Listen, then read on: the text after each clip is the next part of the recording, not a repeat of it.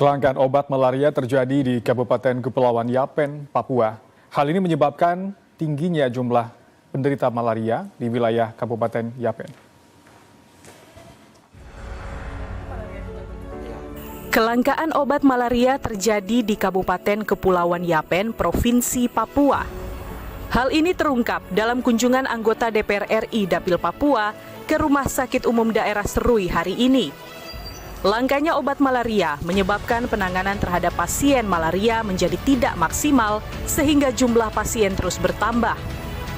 Direktur Utama RSUD Serui Dr. Joni B. Aba mengatakan lambatnya pendistribusian obat malaria dari Dinas Kesehatan menjadi salah satu faktor terjadinya kelangkaan.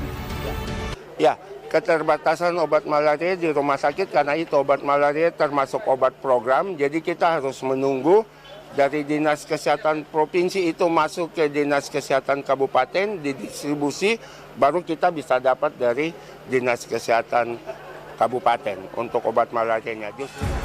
Sementara itu, anggota DPR RI Komisi 1 Dapil Papua, Yan Permenas Mandenas dalam kunjungannya mengatakan pihaknya akan turut mendorong percepatan pengadaan obat malaria di Papua. Jadi untuk obat malaria ini nanti kita dorong supaya pemerintah harus memprioritaskan dan memberikan fleksibilitas kepada rumah sakit di daerah supaya mereka bisa menambah alokasi obat yang memang bisa menjawab kebutuhan pasien dalam setahun. Yan Mandenas juga mengatakan penting adanya penanganan bersama antara pemerintah pusat dan daerah sehingga masalah kelangkaan obat malaria tersebut bisa teratasi. Provinsi Papua diketahui sebagai wilayah dengan endemi tertinggi nyamuk Anopheles yang menyebabkan banyaknya parasit malaria dan tingginya angka kematian akibat penyakit malaria. Berdasarkan data dari Kementerian Kesehatan tahun 2022, sebanyak 90% penderita malaria di Indonesia berasal dari Provinsi Papua.